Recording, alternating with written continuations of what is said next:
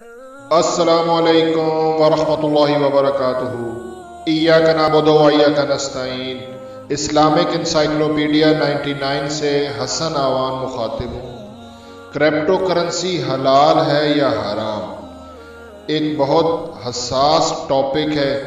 اس پہ میں ویڈیو بنانے سے پہلے آپ کو یہ بتا دوں کہ میں نے خود اس پہ تحقیق کی ہے۔ بائنانس پہ میں نے اکاؤنٹ بنایا، gate.io پہ اکاؤنٹ بنایا، ٹرسٹ والیٹ پہ اکاؤنٹ بنایا۔ مطلب یہ ایک ایسی کرنسی ہے جو بہت زیادہ وولیٹائل ہے، کبھی اوپر جاتی ہے، کبھی یک دم نیچے گر جاتی ہے۔ اس میں کریپٹو کے سگنلز ہوتے ہیں، وہ ایک گروپ کام کر رہا ہے جو آپ کو سگنل دیتا ہے کہ آپ فلاں کرنسی خریدیں، اس کی پرائس اوپر جائے گی۔ اور اس طرح کے بہت سارے معاملات کو سمجھنے کے لیے میں نے خود ڈیپلی طور پہ اس پہ ریسرچ کی ہے، اور وہ تبھی ممکن ہو سکتا تھا جب آپ وہ خود اس کو پریکٹیکل نہ کریں۔ تو میں آپ کو یہ بتا رہا ہوں کہ میں نے خود پریکٹیکل اکاؤنٹ بنائے اور اس کو سیکھا، اور آج میں آپ کو یہ بتاتا ہوں۔ آپ ایک بات یہ سمجھ لیں کہ پرانے زمانوں میں جب کہ پیپر کرنسی بھی وجود میں نہیں تھی، تو تجارت جو تھی وہ جنس پہ ہوتی تھی۔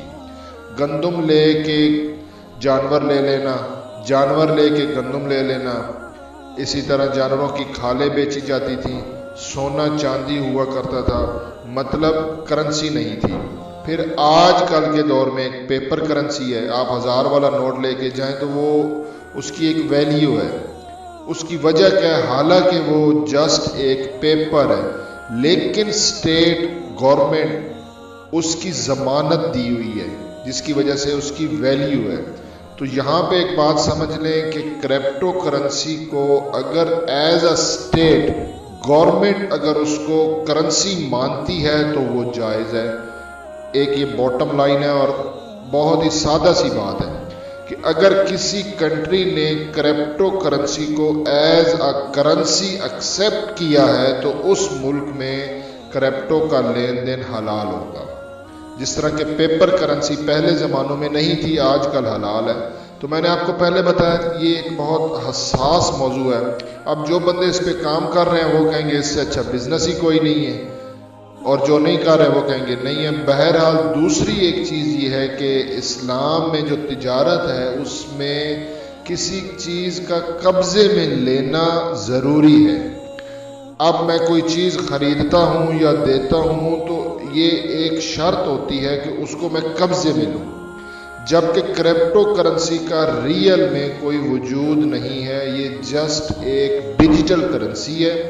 آپ نے کبھی بھی یہ جو بٹ کوئن ہے، بی این بی ہے، ایل ٹی سی ہے، اور اس طرح بہت سارے کوئنز ہیں، آپ نے کبھی بھی اس کو اپنے بٹوے میں یا کسی کے بٹوے میں نہیں دیکھیں گے۔ اس کی ریئل میں حقیقت میں کوئی وجود نہیں ہے۔ وہ ایک ہیشنگ پاور اور اس کے تھرو اس کو کریٹ کیا جاتا ہے۔ اس میں کچھ کرنسیز ایسی ہیں جو بہت زیادہ وولیٹائل ہوتی ہیں، اوپر جاتی ہیں نیچے جاتی ہیں۔ اسٹیبل کرنسی میں USDT ہے جو کہ ڈالر کے مطابق ہے۔ تو یہ ایک لین دین ایسا ہے جو سب کچھ فرضی ہے، لیکن دور حاضر میں ہم اس سے انکار بھی نہیں کر سکتے۔ آپ کا جو ATM، ڈیبٹ کارڈ اور بہت سارا لین دین آپ مارکیٹ میں جاتے ہیں تو آپ اس کے تھرو کرتے ہیں۔ اب پاکستان میں جیز کیش، ایزی پیسہ ہے، انڈیا میں پے TM ہے، اور اس طرح بہت سے لین دین میں آپ کے پاس یہ، لیکن بہرحال اس کے پیچھے کرنسی موجود ہوتی ہے اور اس ملک نے اس کی ضمانت دی ہوتی ہے۔ تو یہ بات آپ سمجھ لیں کہ آپ کے ملک میں اگر کریپٹو کرنسی کو ایز اے گورنمنٹ نے اس کو کرنسی کے طور پہ اگر قبول کیا ہے تو حلال ہے، اور اگر نہیں کیا تو جائز نہیں ہے۔ اور ایک اور بات بھی میں آپ کو بتا دوں، اس میں سپوٹ ٹریڈنگ ہے، فیوچر ہے، مارجن ہے، اور کافی سارے یہ ہیں۔ تو محتاط اندازے کے مطابق اگر آپ سپوٹ ٹریڈنگ کرتے ہیں تو کچھ حد تک وہ بہتر ہے۔ فیوچر اور مارجن جو ہے وہ جائز نہیں ہے، لیکن سپورٹ میں بھی یہ آپ کو جس طرح بتا رہا ہوں کہ اگر اس ملک میں ایز اے کرنسی اس نے لیا ہوا ہے تو وہ ٹھیک ہے، اور پہلے آپ اس میں کچھ سیکھیں اور پھر یہ کام کیجئے گا۔ فی الحال کے دور میں یہاں پہ علماء جو ہیں وہ توقف، مطلب خاموشی اختیار کی ہوئی ہے۔ نہ ہی اس کو حلال قرار دیا ہے اور نہ ہی حرام قرار دیا ہے، کیونکہ یہ ایک حساس موضوع ہے، کیونکہ ہو سکتا ہے کہ فتویٰ جاری کر دیں حرام ہے اور آنے والے دور میں ان کو ایز اے کرنسی یہ لینا پڑ جائے، جس طرح سے یہ ابھی کووڈ-19 کا دور چل رہا ہے اور دنیا ڈیجیٹل کرنسی کی طرف جا رہی ہے کہ ہم پیپر کو اگر چھوئیں گے تو ہمیں وائرس کا خطرہ ہے، ٹھیک ہے؟ تو یہ اس کے پیچھے ایک بہت بڑا فلسفی ہے اور ایک بہت بڑی چال بھی ہے۔ میں اس کی ڈیٹیل میں نہیں جانا چاہتا ہوں، لیکن فی الحال کے طور پہ آپ کو بار بار وہی بتا رہا ہوں کہ اگر اس ملک نے اس کو کرنسی کے طور پہ کرپٹو کو ایکسیپٹ کیا ہے تو آپ وہ کام کر سکتے ہیں، لیکن بہرحال یہ بہت زیادہ رسکی ہے، بہت زیادہ رسکی ہے۔ بہتر یہ ہے کہ آپ وہ والا کاروبار کریں جس میں کوئی چیز آپ کے قبضہ میں آئے، اور تجارت کو دعا بھی ہے، اور ایک بندے کی تجارت کرنے سے 10 گھروں کا چولہا جلتا ہے، یہ ایک مثال ہے۔ اور ایک حدیث سے بھی ثابت ہے کہ تجارت میں 9 حصے رزق ہے اور ملازمت میں 1 حصہ۔